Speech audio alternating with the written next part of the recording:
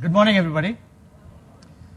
Thank you, Deepak, for that introduction. I'm not sure if I'm going to actually get you a gold medal at the ICAHT that's coming up or the next Olympics, but let me take a shot at that.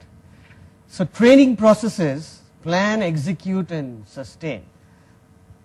First of all, I'm going to start with a set of questions for some of you in the audience, or maybe all of you can think this through. Training, and before we talk about training and people and all that, what is your company's we most? So what the hell is we most? Right? That's the question that comes up first. We most is about vision, mission, objectives, strategy, and tactics.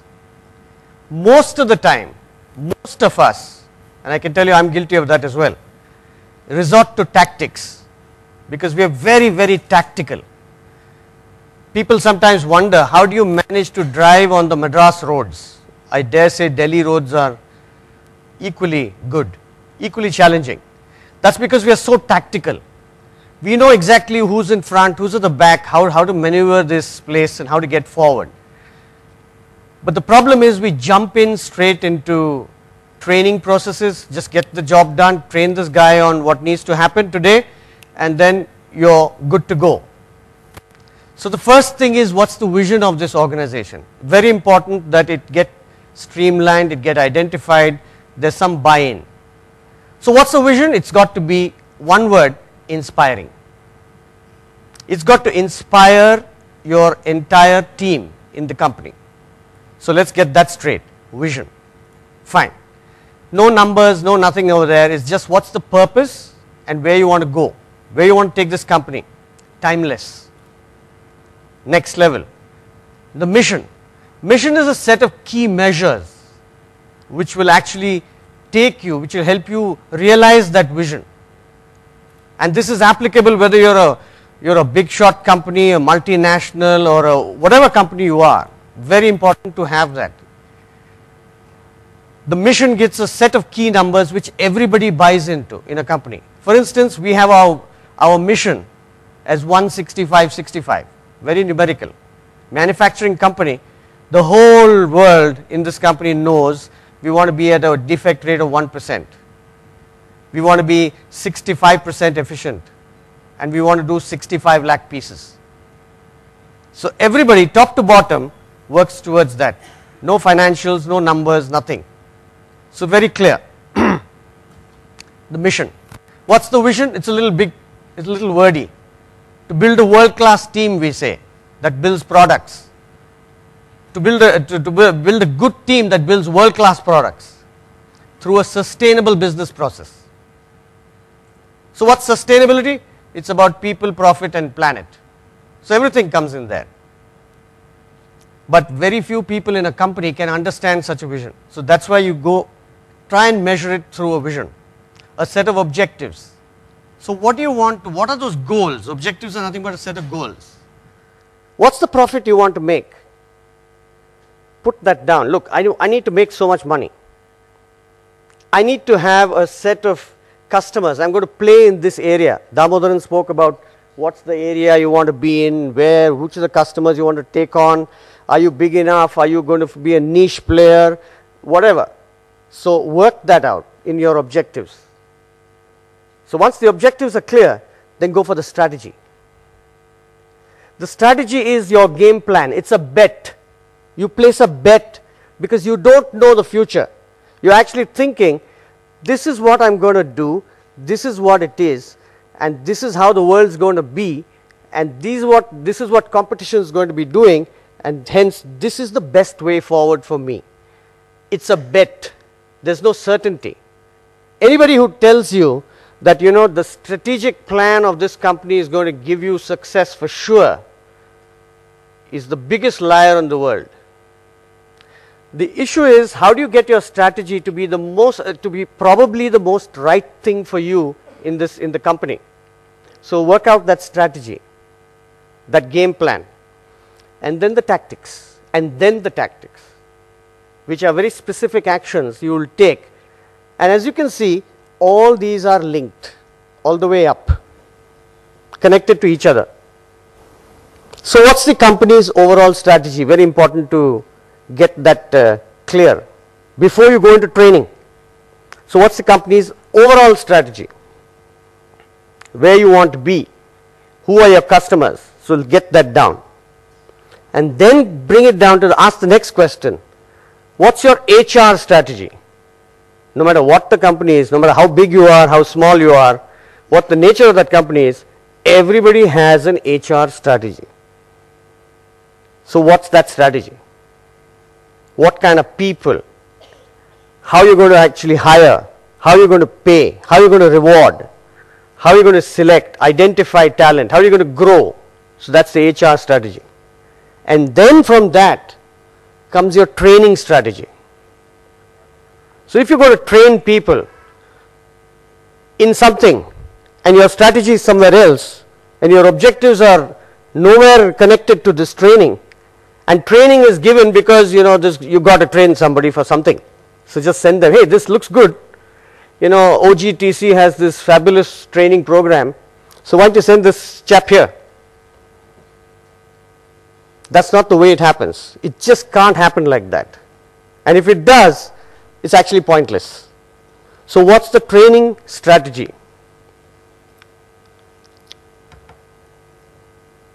And then after that, once that strategy is highlighted or clarified, what do you want to do? What are those processes that you will have to implement within that organization so that you can get the best results? Because end of the day, training is an investment. There's time, there's energy, there's resources. That investment's got to give returns and it's got to be measurable. Very difficult sometimes. That's what most people say, very difficult. I can't link it one to one. And we'll see how we can try and link it one to one. Important to understand who the recipient of the training is and at what stage of that recipient's career this is imparted, and the reasons for training and the types of training. So let me just get straight into who those recipients are, because we are here talking about the apparel industry, so I'll restrict to that. So as you can see, there's a whole lot of people. I'm talking about a manufacturing organization. I'm not going too much outside that. So you can look, you can see that you've got shop floor team members, some people call them workers, team leaders or supervisors, HR mentors, very people heavy companies, garment manufacturing, industrial engineers, mechanics, production executives, QA and QC, quality assurance, quality control, audits, compliance, both process as well as labor standards, etc., etc.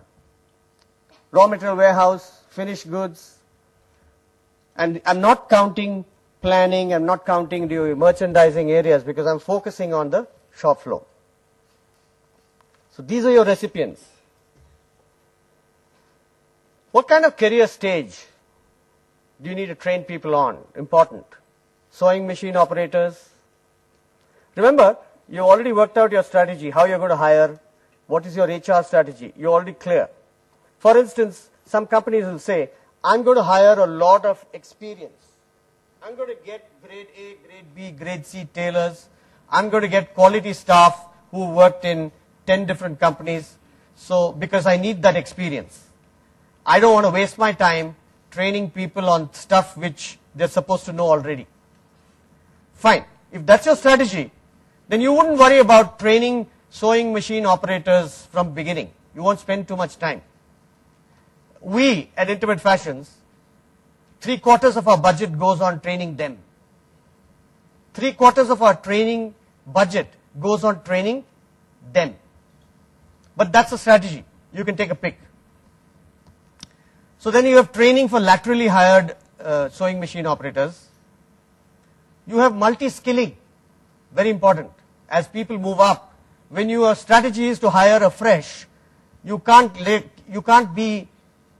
keep them at that level.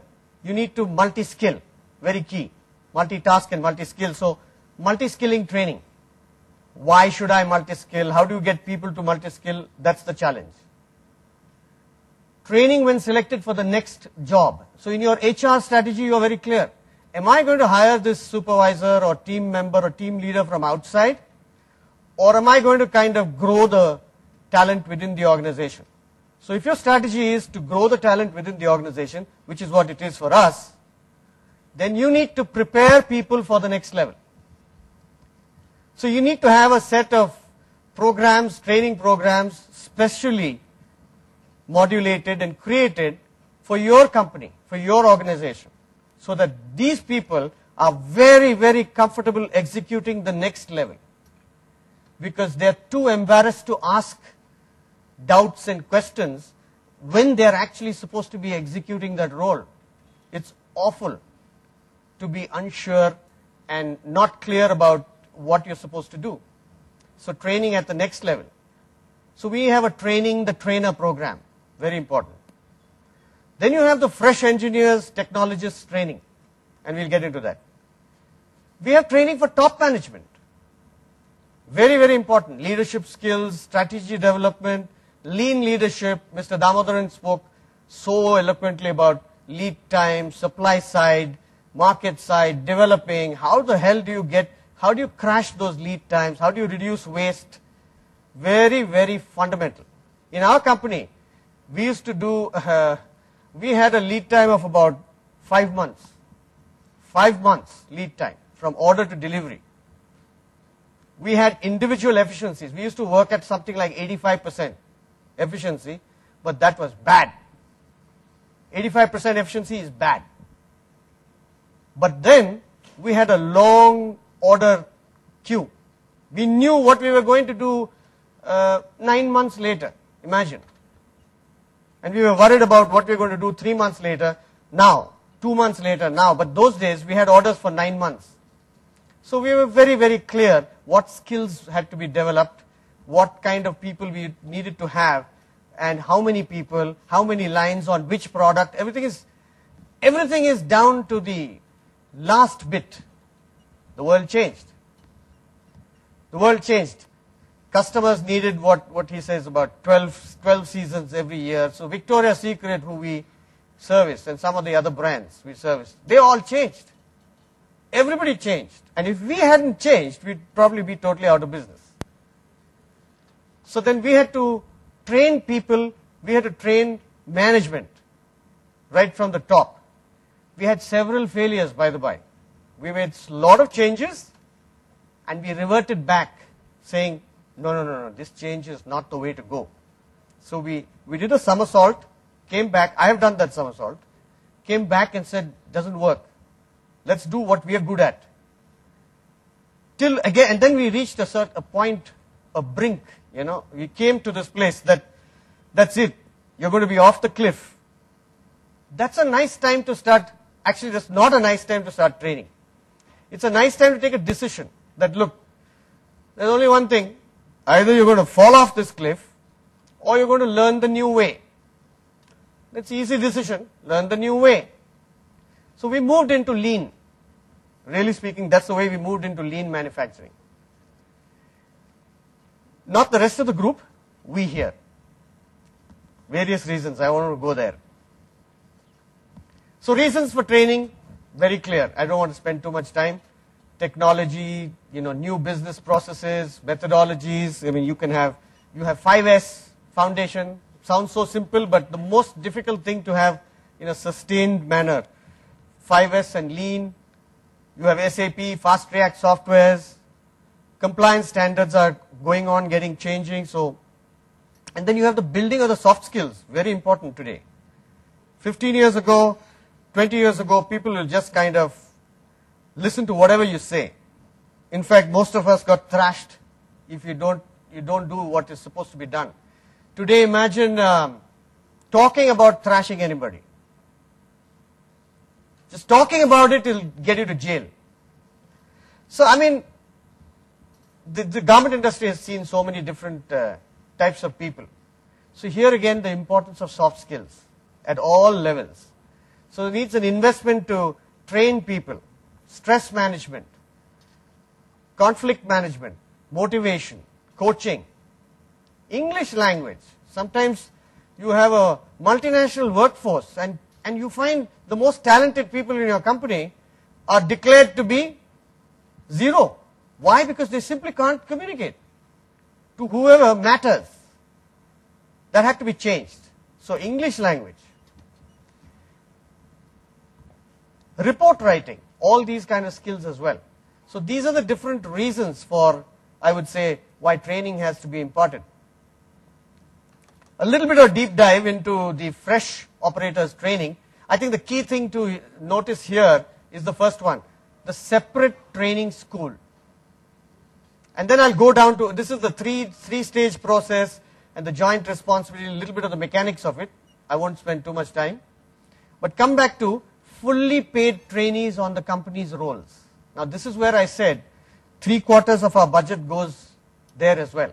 So we allow people 26 days on the job, separate training in a separate place where everybody is kind of literally slowly coached and mentored individually to reach their peak performance on basic operations. Simple basic operations, no complications. You know what? The key thing over there is to get them to stay. Okay, unlike probably the northern part of India, in southern India, 92% of our workforce is women. Most of them, not most, all of them are a rural background. They haven't seen a factory, they haven't seen so many people, they haven't done a job before, they've barely finished school, not at all very confident, very low on self-esteem, willing to listen and yes sir to everything you say. Now how do you convert these people into something which is, we call them the international women of Gudvancheri. How do we make them international women? Very key. That self-esteem, self-confidence building has to be massive. So then you've got to give them ego injections. It's huge. If that's not there, believe me, there's a crisis, there's a problem. And it's just not for the image, it's for their self-image and self-confidence. Teacher-trainee ratio, very important, 1:10. Evaluation, what I said, evaluation and review by the head of department. Who is progressing, how much, which trainees, how are they doing after 1 week, after stage 1, stage 2 and stage 3, very important. Proper sign-off and handover process before somebody gets into the mainstream. Like we say, throw them into the main cauldron, boiling hot. It's a different place. Some critics would say, isn't that a good idea not to put them into a sheltered place and then hide the reality from them? But the truth is, we have experienced both, and we find it's better to have a separate training school, expose them for 3-4 hours into this hot place, bring them back, reflect, and say, hey, this is the way you can take this on. There's a massive coaching and a mentoring process that goes on to make the newcomers comfortable. Having said that, it's still a challenge to retain people. Multi-skilling, like I said, everybody starts with the basic stuff, but then life is not about basic stuff only. There's these mundane day-to-day problems like absenteeism, like turnover, like somebody falling sick, etc., etc. They need to be tackled. You can't go and tell buyers and deliveries that, this has got a problem. So multi-skilling, multitasking is an absolute must. But then we have to do it at the appropriate time. So we have various goals set so that people learn multiple operations. We have a goal. Each operation in the company must be known by 4 people in that team. So 4 people need to know that one operation at any given time in that team.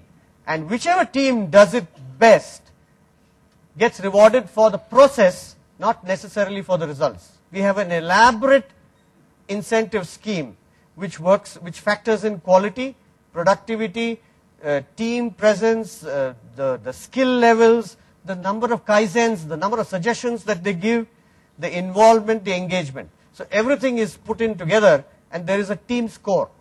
And there are pretty handsome prizes for winning those team scores. So multi-skilling the operator is key.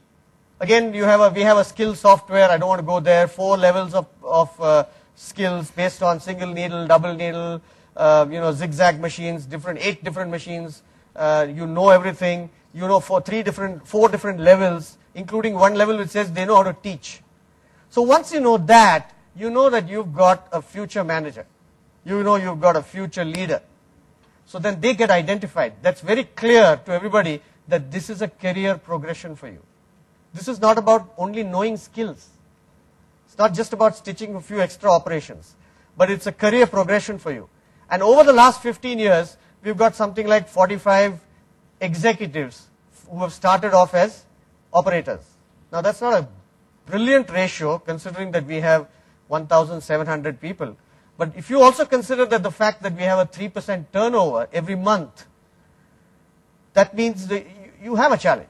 But still, it's important to have that career progression in there for them. Job rotation is very key, and that job rotation kicks in. You can't allow people to sit in one job for months together or years together. We always have that job rotation. It kicks in every 90th day compulsorily. Nowadays, of course, anyway it kicks in because the styles change so often. So that job rotation is key. And that's again applicable at all levels, including top management. We've got people in the process, in the supply chain, who are now looking after automation and quality. We've got people in quality and who are looking at HR and what we call lean manufacturing. So there is a lot of job rotation at the level of the head of department as well.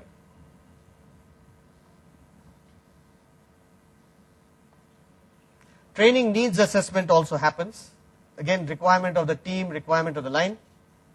Training the trainer, I spoke about the various things. We have some acronyms, but basically it's about training supervisors, like I told you, without them asking awkward questions from their own subordinates. How's this done? How's that done? Because you're never the master of everything. So you give them an opportunity in a separate place and have a fast program. Similarly, quest and enact. Fresh engineers, so we're now having for fresh engineers, we have a process of inducting trainees as interns. So this has been happening for the last 4 or 5 years, and we find it's yielding us very good results. So we go to the colleges before the IT industry goes, that means in the pre-final year. Today, the sad reality is that every branch in every college is hired before anybody else gets there. I mean, they're just hired, that's it. It's not that they're placed. They're hired. They're booked. They're closed. They're locked. So what we do is we go 1 year before the pre-final year. So we do this talk, and this is what we need. We have noticed that instead of giving fashion and apparel technologists certain mundane jobs, we give them jobs of something very exciting like automation, something like de-skilling, debottlenecking, breaking down problems, inventing new machines, inventing new folders. So that's your job. So once we do that, we identify from amongst these potential inventors who the good chaps are, and then give them a deal. So they're hooked because that's the only opportunity they know, the only exposure they have to industry. So they're coming to us. So this has been happening for the last 4 or 5 years. So that's the crux of training fresh engineers. Of course, they give presentations, there's reviews, every Monday reviews they have. It's very strict, very, it's very clear. The reason being, they will then know that somebody is actually guiding them. They don't look at it as being intimidating, that somebody is terrorizing them, but they look at it as, it's great that I'm doing this brilliant thing, and it's very much, it's very hot and happening.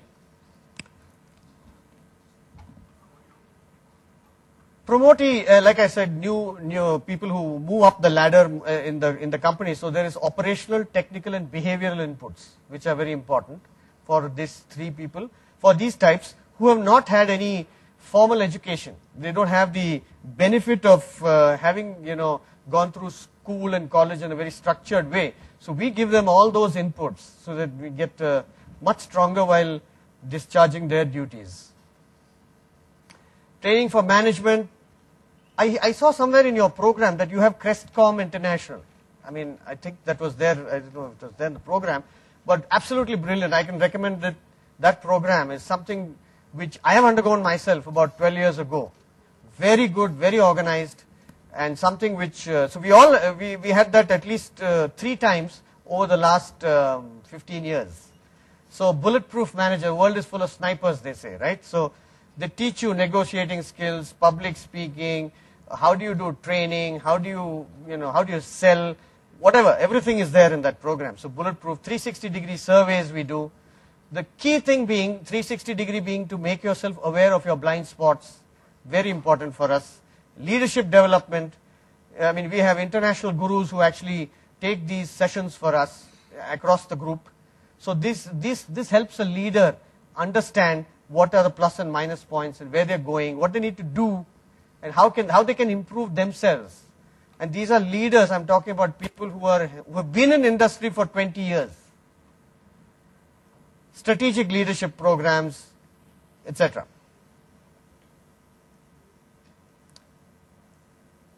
So drivers for training effectiveness.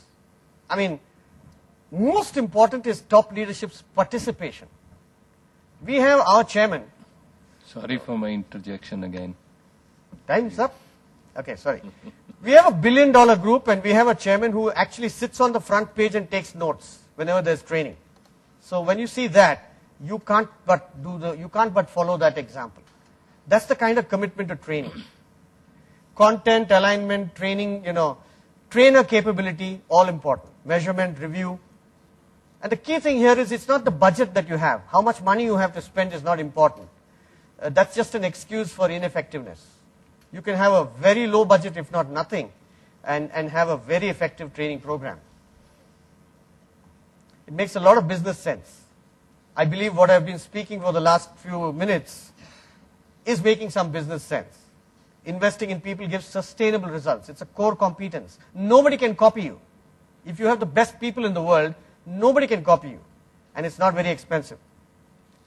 It helps to give to people. When you give back to the company, it helps to keep on filling them up, because you know when you fill people up, they're going to empty for the company. And builds a learning organization. Builds loyalty to the company, and we've seen that. So to summarize, we had 5 or 6 points, and I'll just go through that.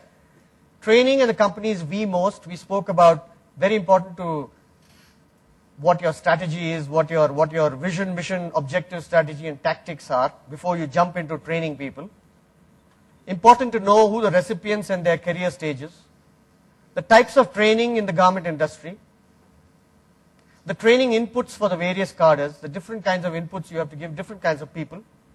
Like he was talking about different markets, different consumers.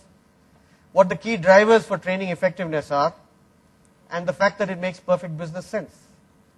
I'll just end with what Mr. Ramadore, the National Skills Development Corporation chairman, said. Mr. Ramadore, of course, is former chairman of TCS, small company, only some $5 billion, I think. But he said, manufacturing industry, because now he was taken charge of this in his retirement, he's taken charge of this National Skills Development Corporation.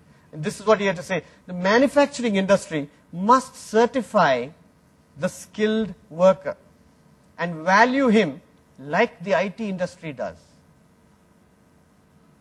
So training is about certifying people that they can do this 10.1 seconds, that they can do 9.8 seconds, that they can do 9.6.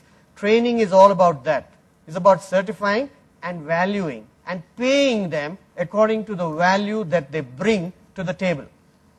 That immediately sees the linkage between the training and the effectiveness and what we can actually achieve by actually investing so much in people. Thank you very much.